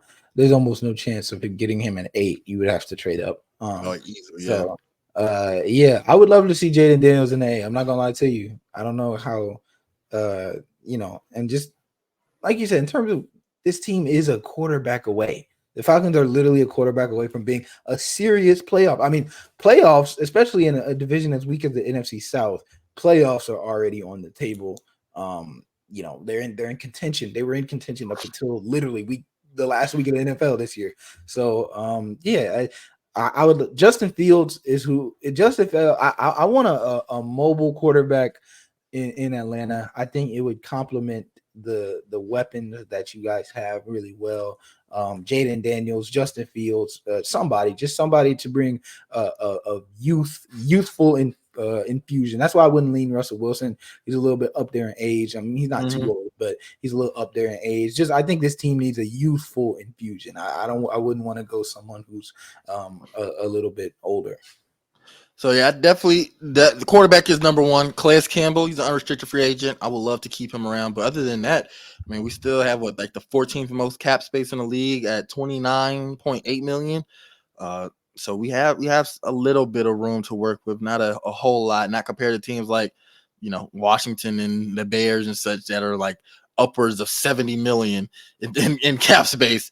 But we have the flexibility to move some people around. We got the pick in order to trade up or throw in as with a trade as well. And also, if the Jags, remember with the Calvin Ridley trade, if the Jags resign Calvin Ridley, we get a 2nd round pick from them. So and apparently news said that is Trevor Lawrence wants to keep Calvin Ridley in Jacksonville. So all things considered, we could end up with an extra 2nd round pick. We can always use that in the draft or as a part of a trade package. So man, the Falcons got to do right by this QB position, because if you look around the rest of the team, offensively especially, we're straight. We don't got much to worry about. Maybe bolster the wide receiver position a little bit. But other than that, man, we are literally a quarterback away. So quarterback position is the top priority for the Falcons. And if we can do this right and coaching goes out well, our coaching is competent, unlike Balloon Boy Arthur Smith, FedEx man. Uh, I think that we'll be setting ourselves up for a lot of success. So, what about you? What? Give me a team of yours that should be making a splash in the offseason. Not necessarily making a big splash, but being the 49ers fan I am, it's a team we've got some things to work out coming this offseason. Coming off the Super Bowl L, we have a couple people to resign, a couple people that need to be extended. Um, you got a couple pending free agents. Javon Kinlaw's about to be a free agent. You've got offensively Brandon Ayuk. We picked up his 5th-year option, of course, but he needs to be extended soon. We've already had some contract talks, a little bit of leverage, talked about with him posting on IG. Don't forget what got you there. Also got a couple key players on the just a couple key players on the squad, and more specifically, not as much free agency. I don't think they need to make as many moves as any other team. They don't really need to go grab people. They need to hit on this draft, specifically offensive line. We talked about it last episode. I've talked about it in the past. And when you look at the 49ers drafts, they've had a couple splashes in the 2019, 2020, 21 draft, but 2021, they had a great draft, right? Trey Lance, obviously that didn't work out, but they had Aaron Banks. He's been a solid starter on the left guard. Trey Sermon, he didn't work out, but Ambry Thomas has been a decent backup DB. Diamador Lenore's stepped into a great role as a DB. Hufanga's all pro. Elijah Mitchell's a great backup running back. But when you look at like 2022, might have been they didn't get enough. They didn't get a lot of flack for it because they're such a good team. But let me read this 2022 draft for you. Drake Jackson in the second, Ty Davis Price, a third string running back in the 3rd round, Danny Gray, a number 5 receiver in the 3rd round, Spencer Burford, our backup guard, Samuel Womack, a backup DB, Nick, I don't even know how to pronounce his name. I'm like, he's down in the depth chart. Kalia Davis, Tariq Castro Fields. I don't even think he's still on the team. And then Brock Purdy. That 2022 draft was BS. I'm gonna be straight up with you. It was terrible. Obviously, Brock Purdy saved that draft for being probably the worst draft in 49ers history. They didn't get a single starter from that draft other than Brock Purdy. Wasn't Drake Jackson playing well though before he got injured? He was playing solid. But I mean, just in terms of overall production. Yeah. In terms of overall production, they didn't get much out of that squad. Last draft, they didn't have a pick in the first 2 rounds. So starting in the 3rd round, Jair Brown, who took over for Hufanga, extremely solid. He's probably going to take Tashawn Gibson. He's probably going to leave in free agency, so he's probably going to take his spot at the free safety position. Jake Moody, obviously, hit 2 really long 50-plus yarders in the Super Bowl. He's going to be the kicker of the future. But other than that, nobody else who really even got playtime. So they've got to hit on this draft like they did in the past. That was the reason that they've gotten to this level. They're a very ingrown team. They don't go out and get a lot of players in free agency. When you think of starters on the 49ers, Debo was drafted, Ayuk was drafted, Kittle was drafted, Purdy was drafted. Defensively, Hufanga was drafted, Demo was drafted, Fred, Dre, Bosa. Like it's a very in-house team. They are a very draft reliant team. They don't like to go out and spend a lot of money. Most of their cap space is taken up by contracts extensions. So being a team like that, you cannot afford to have a bad draft. You can, especially when you're obviously a couple plays away in the super from being you're still a Super Bowl contender. You need to have an effective draft that has players that actually obviously replacing players that are leaving, of course, and then actually bolstering the few weaknesses that you have. Interior offensive line is an absolute must. They cannot go this offseason without getting a quality interior offensive line starter. It's absolutely must. And this is a very deep offensive line draft. This is actually a really good draft for if you need an offensive lineman. So absolutely have to hit on the draft. Not as much need to go out and get free agents. It's not they're actually one of the few teams that are like they're literally right at the cap. They have less than $1 million. If anything, I think they're actually let me double check. Yeah, they're actually right underneath. So they're 2 million over the cap. So there's not a team that's gonna go out and sign a bunch of people. They just need to draft really well. Yeah, everything you're saying does make sense because these last two drafts, yeah, that look just shitty, just in the long run, especially looking at how, and it's always been like I don't think 49ers have, like even with their early round evaluations. I always say drafting Trey Lance so goddamn early was especially in it was such as Selling a out bad for that. move. Yeah, selling out Such a for that. It bad wasn't move. that they used their first round pick. They traded 3 first round picks to get him. So the draft definitely is a huge point of emphasis for the 49ers. And also so you can actually establish young talent. So you can always have an influx, a constant stream of like, okay, you know, we can mentor these guys under the vets, and we can actually use this young talent to our advantage and continually have a, you know, what I'm saying you have to also build talent as well. 49ers have been great at doing so in the late rounds. Now it's time to move up and do it with this offensive line because man, the weaknesses showed, especially in the postseason. Everything is exacerbated, and that's what excuse me. It definitely was with the offensive line. Next for me, I say the Vikings. Vikings also they got to figure out that quarterback situation. Kirk Cousins, he popped his ACL, I think, or his Achilles. I believe it was his towards Achilles. He was having a great year before before it happened. He hadn't played since October. He's 36. His contract's expiring, and if they don't re-sign him to a deal before his contract voids in March, he's going to have that dead cap. It's going to hit him on the team's actual cap for next season. So there's been news that he's been eyeing the Pittsburgh Steelers as a team to possibly play for. I'm not particularly upset at that. But if you're the Vikings, you need to get a deal done as quickly as possible. Just don't commit to something long term out of desperation. Keep the deal short if you want to keep Kirk Cousins in Minnesota. I've been proponent of saying move the hell on. I know Justin Jefferson likes him. Yeah. I know that he likes he has a relationship and a rapport with Kirk Cousins, but it's time. You know what I'm saying? It's time. Never won anything with him. He was playing well. Granted, he was playing well, but playing well isn't enough when we're talking about the quarterback position and millions of dollars plus a young wide receiver who I think frustrations might be growing as far as he is concerned because he's going to want his bag too.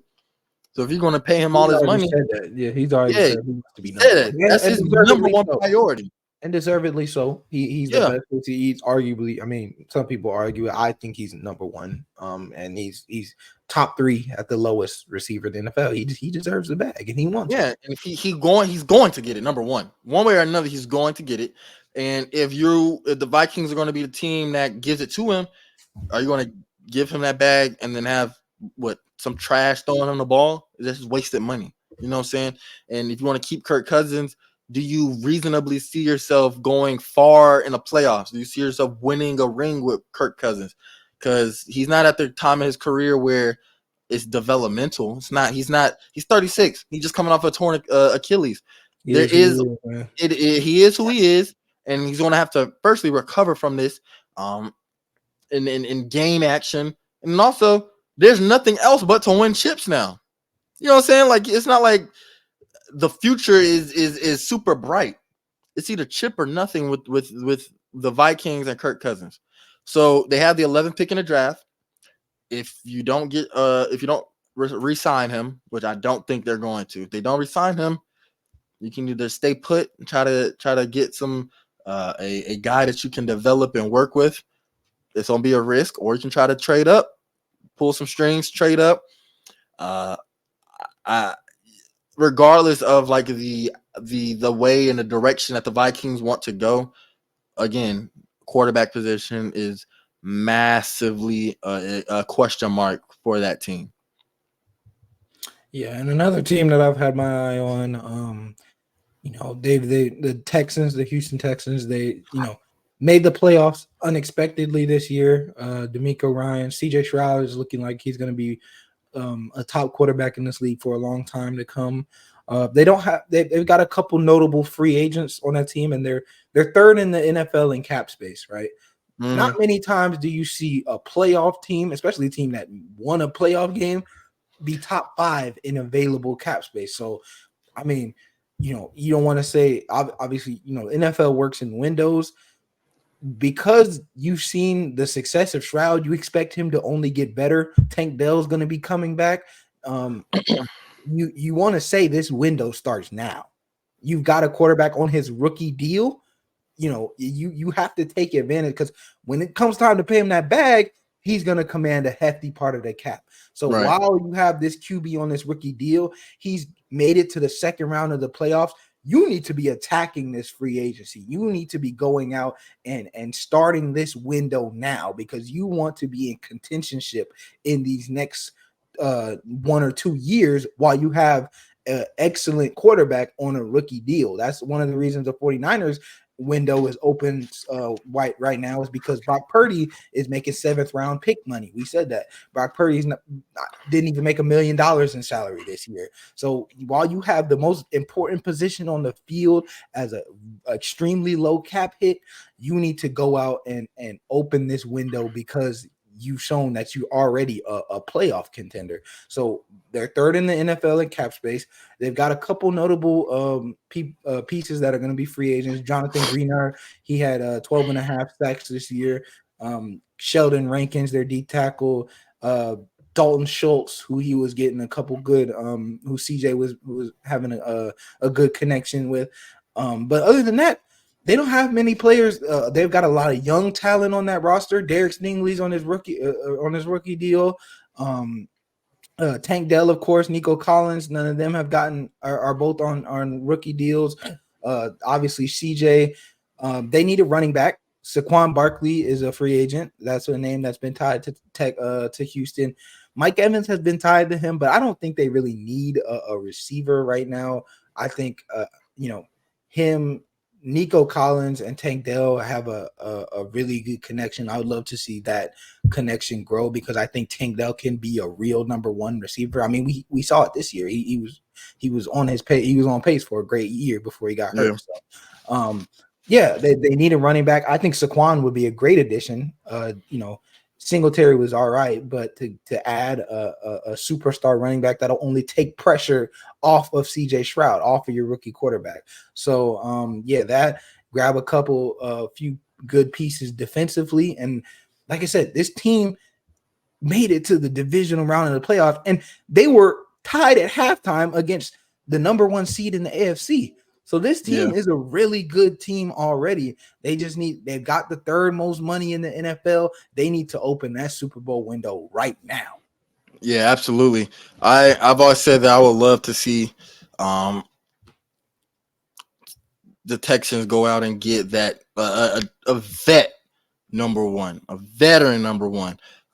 Yes, his connection with Nico Collins and his connection with Tank Dell is going to continue to grow, and you can't go wrong with either option. But I would still love to see a marquee player end up on the Texans roster. Want someone who is just an absolute, like, you know what I'm saying? We know what he comes with. What's Buddy's name? D-Hop, or not D-Hop, Devontae. No, yeah, D-Hop. I'm not sure why D-Hop signed with the damn Titans. She went back to the Texans. It annoyed me because he signed a 2-year deal. I would like to see D-Hop on this. It was a 1-year deal. He's free agent.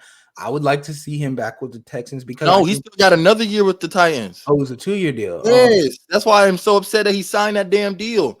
Yeah, he said he wanted to win. I don't know that cap, buddy. Like we you're not going to the Titans. That was the CTE talking clearly because he must have gotten them confused. But I would love to still see them go out and get someone like that. Like you said, they got all this goddamn money. They need to bolster their pass defense as well. They're ranked 22nd in the league as far as passing yards was concerned. They gave up 234 pass yards a game. That's a very high amount, and they only got 14 interceptions. Derek Stingley Jr. is clearly the bright spot on that defense.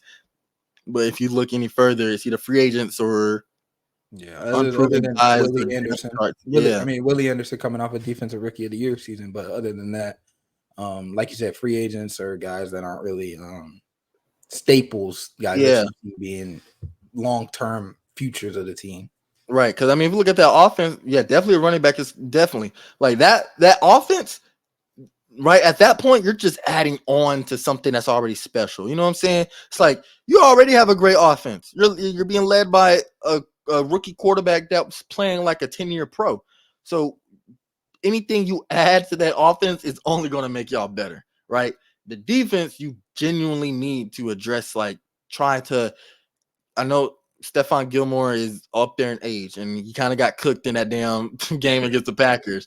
But just trying, getting someone that That has present. that, that cachet behind their name, someone that can uh, uh, uh, picking up some players in the draft and having that voice in the locker room to kind of show the ropes to not just talk but show it on the field. Yeah, I think they So, need I think linebacker would probably be the best place to start for them. Not only is that supposed to be the captain of the defense, but D'Amico Ryans is a linebacker coach. He's worked with Fred, he's worked with Dre. He knows how to not only identify, but he knows how to develop linebacker talent. He was a linebacker coach. So I think that would be, if they were able to get a really stout interior linebacker, I think that would go a long way. So, question before we go on to the MLB: do you think the Patriots are going to draft a quarterback? Or do you think they're going to try to find someone that they can work with that already has a history, Man, that some team playing experience? That team is ugly right now, man. Because their options are what? Mac Jones is not the answer. Oh no, Bailey they're moving on Zappi, from him. he's not the answer. I, I I think they need to get an infusion of youth in that, because it's tough because any quarterback you draft to that team, they have no weapons. They have nothing to throw to. They have a solid offensive line, but they have absolutely nothing to throw to. Shit, I not at can't. that tackle spot. Not at the not at the tackle spot. Offensive tackle is trash. Okay, well, What is it? A league? even then, I would say so. There Mm-hmm. you go. Like that offense is so putrid that it's really tough to, you start with quarterback. There's just going to be another Bryce Young. I don't care who you are. Mahomes could be on that team and they would still look terrible. They have nothing offensively. They have nothing to look forward to. I mean, when you look at weapons, they've got a aging Juju as a number one option. Kendrick Bourne is solid. He's a wide receiver 2 at best. They running back, they've got Zeke, old Zeke.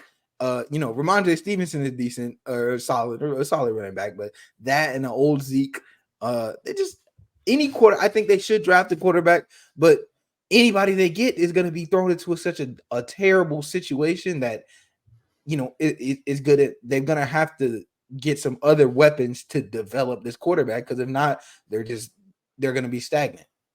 Yeah, and that's why this is why the draft is so important, because you're not going to be bringing in no free agents unless you dropping money on them. Belichick just left. The team, right?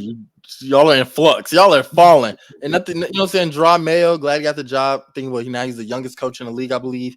Yeah, He's gonna have to. He has a lot to work with, so he's gonna have to work with literally poop on offense. So you got nothing going for you. Like you said, the draft is super important. I'd say stay at that number 3 pick. Pick Drake May or Jaden Daniels, whoever comes down there first. Do your thorough research, because y'all picked Mac Jones and he flopped. And not and some it, I wanted to give him benefit of the doubt. I wanted to, but after further evaluation, man, that boy was trash from the jump. And I've heard bad locker room. I heard he's terrible in the locker room as well. I heard Bailey Zappi actually would watch film with the receivers because he didn't want to be in the quarterback room with Mac Jones.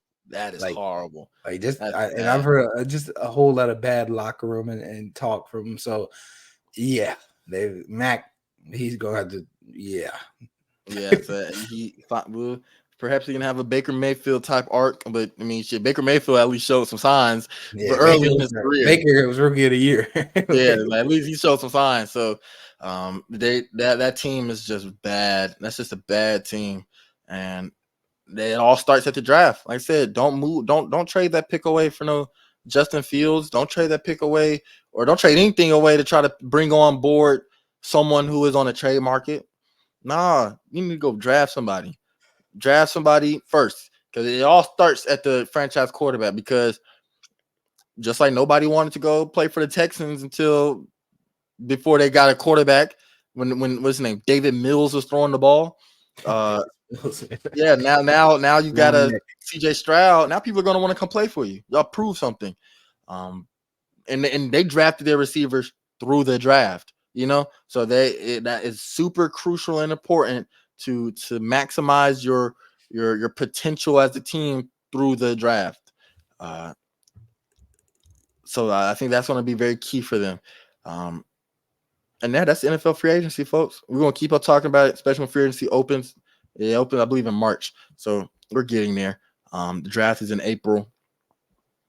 Falcons, y'all better do right. I promise you. Because I'll come on here and I'll cuss y'all ass out. Easy. I'll cuss y'all ass out. No remorse. So now, the MLB season 2024 is approaching. And as a casual viewer who is trying to get more into the game, especially to speak to y'all about it, Noble, what should I be looking for in the next MLB season? Yeah, the MLB, we've got a very interesting season coming up, coming off of the Texas Rangers winning the World Series against the Arizona Diamondbacks, two relatively low market teams. When you think of Texas, you think of the Houston Astros before you think of the Texas Rangers. They're not a very big spender. Arizona Diamondbacks, certainly not a very big spending team. So it's interesting to see that those two teams could make it to the World Series and have the success they have. Obviously, even the entire sports world has heard about the Shohei Ohtani contract, that $700 million massive contract that Shohei Ohtani signed with the Dodgers, and also the fact that $680 million of it is going to be deferred until the end of his contract. Also, they went out and signed Japanese phenom Yoshinobu Yamamoto from the Japanese Baseball League. So that's a hard last name too. Hard last name. So the Dodgers are, they signed Yamamoto to a $300 million contract, and he's never pitched a single pitch in the MLB. That's how much they believe in his talent. He looks like generational talent. So the Dodgers are certainly the team to watch. We are going to see they're already joining a stacked roster in Freddie Freeman and Mookie Betts, and they still got elite pitching. So they're going to be, Shohei's not going to be pitching this year, coming off of his elbow surgery. So but that aside, even as just a pure hitter, Shohei Ohtani is still one of the most dangerous, if not the most dangerous player in the MLB. So their Dodgers are certainly a team to watch. They kind of look like the 17 Warriors right now. The roster is stacked. It's stacked right from they're loaded up. And so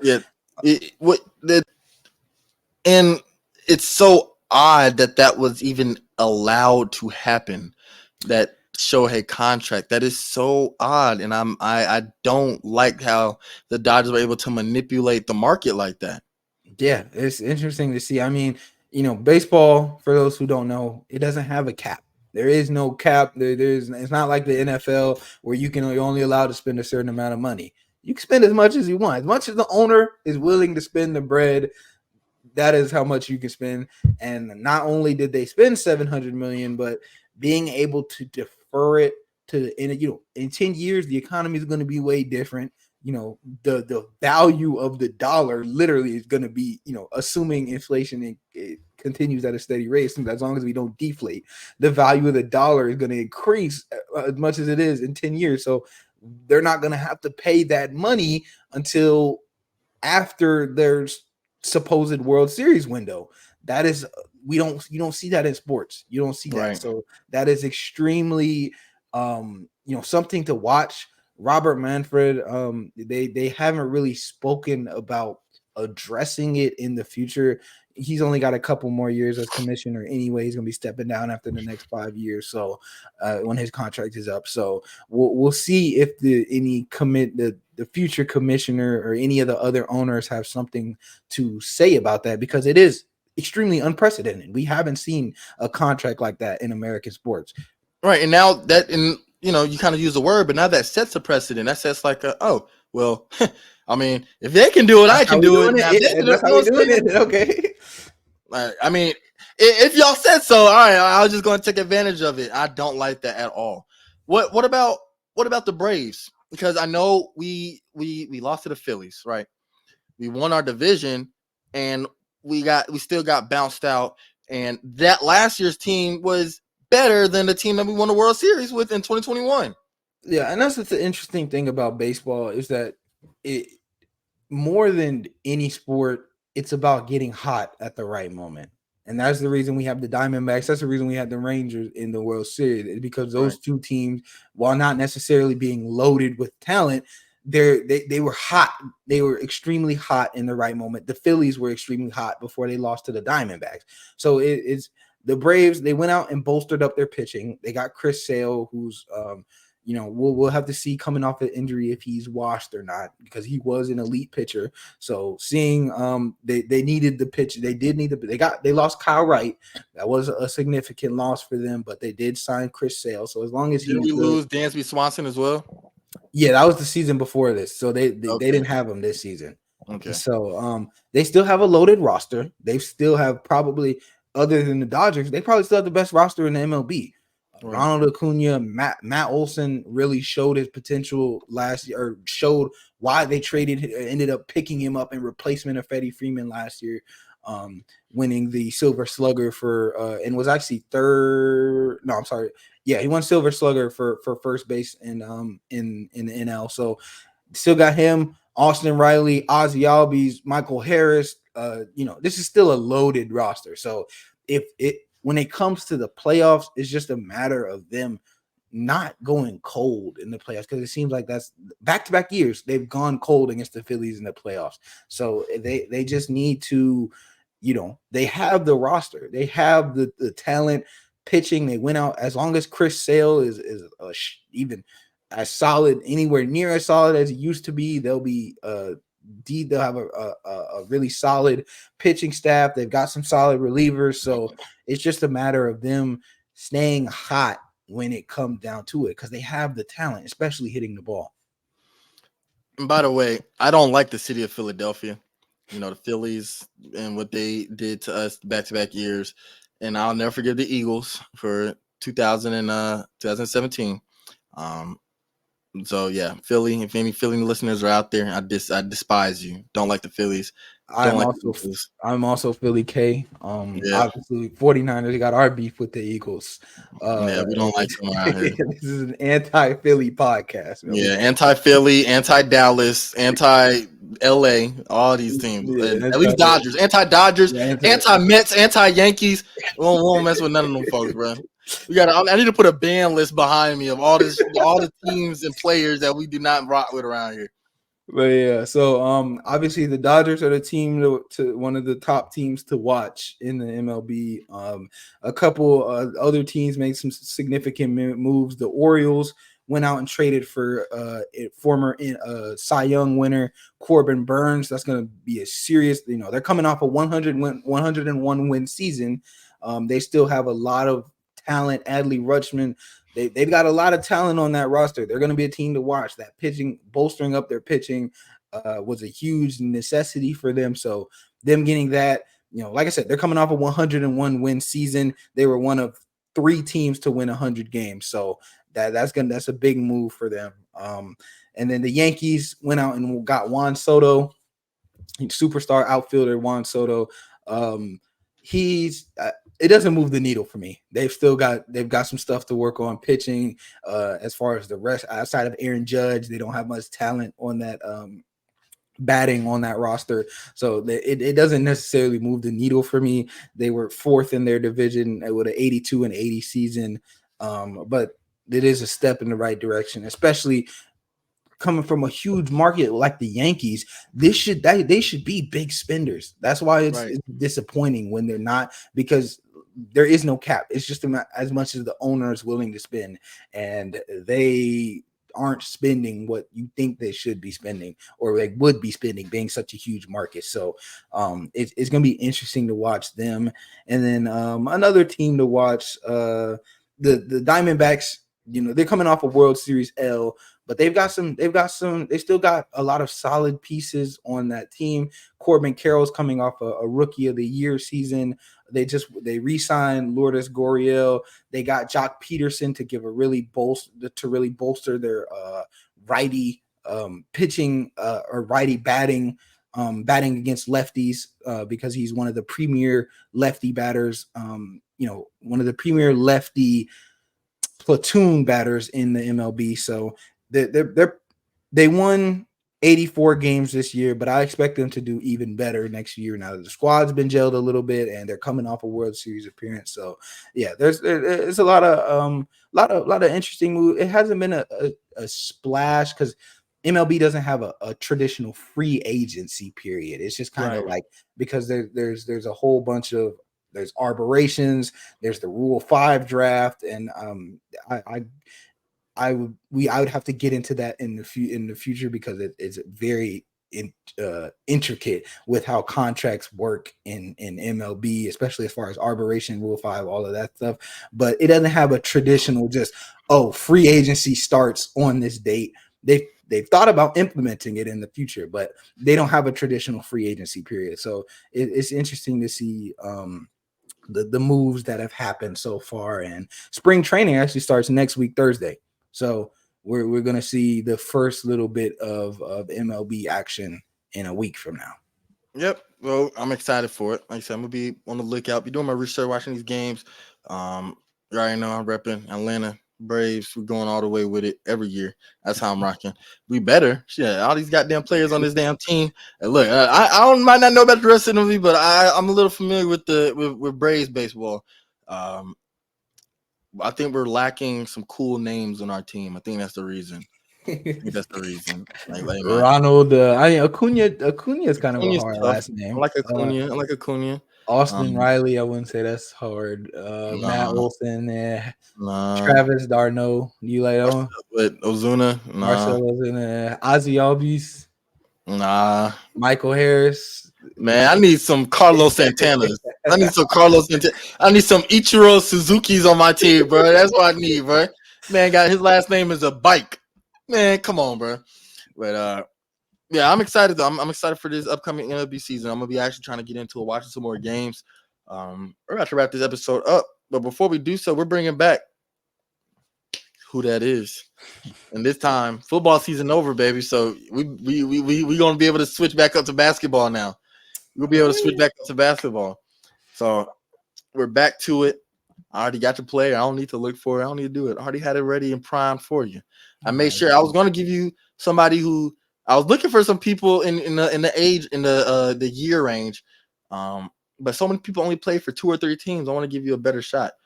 So your player is, you get 2 guesses, of course. Your player is Tim Frazier. That sounds kind of familiar. Let me get the years. The years. Let me see. He played 8 years in the NBA from 2015 through 2022. Last year was his last year, so he's not in the NBA anymore. No, I'm sorry, 2021, 2022. So it's been a couple of years. All right. All right. First guess. I'm gonna go Spurs. The Spurs is not a team. Damn. All right. He's played for the in the Eastern Conference, and he's played in the Western Conference. It does not help. That just means he's played. I'm saying you got a 50-50 chance. He's played 3 years with one team, 2 years with another, and then the rest were one-offs. What was his best year in terms of like points? His best year was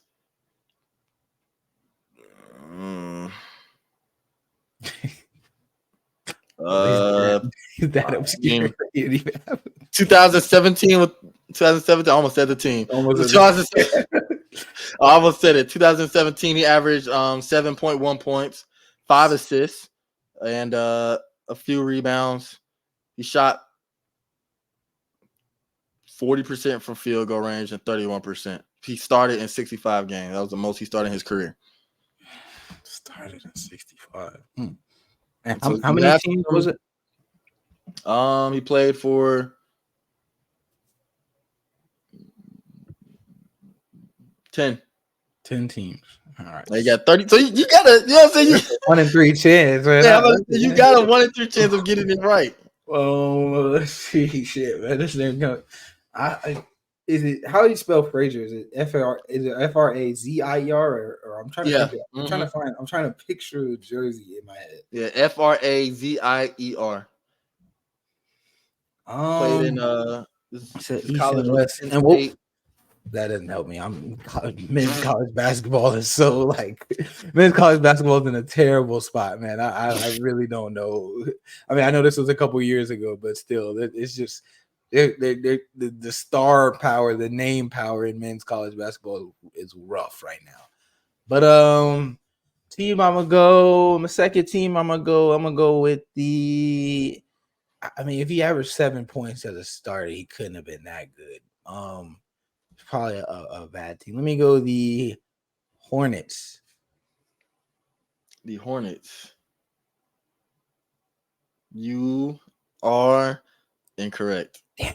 All right, before you reveal the teams, obviously this doesn't count. Let me go. I mean, was he on the Jazz? No, he was not on the Jazz. Okay, well then I have no idea who this guy is. Just struck out. He went over 3, bro. I got no idea who this is, bro. I'll be honest with you. Yeah, he played for the Pelicans, the Wizards, the Trailblazers, the Pistons, the Bucks, the Magic, the 76ers, the Grizzlies, and the Cavaliers. Yeah, I can't picture him on any of those teams. I literally can't. When I'm trying to I try to picture the last name on the jersey, and that's how I try to figure it out. I can't think of that. I don't see that. I don't picture that in my mind on any of those teams. What team was he starting for when he started 65 games? The Pelicans. That's when he averaged 7 points, 65 games. He also what year was it? I'm sorry, he played in 65 games. He started 35. I'm sorry, I said it wrong, but that was in 2016, 2017. So he was playing with AD. What position is he? We'll see the highlight. Point guard. I'm about to go ahead and pull up the highlight. Hold up. All right, I see the highlight.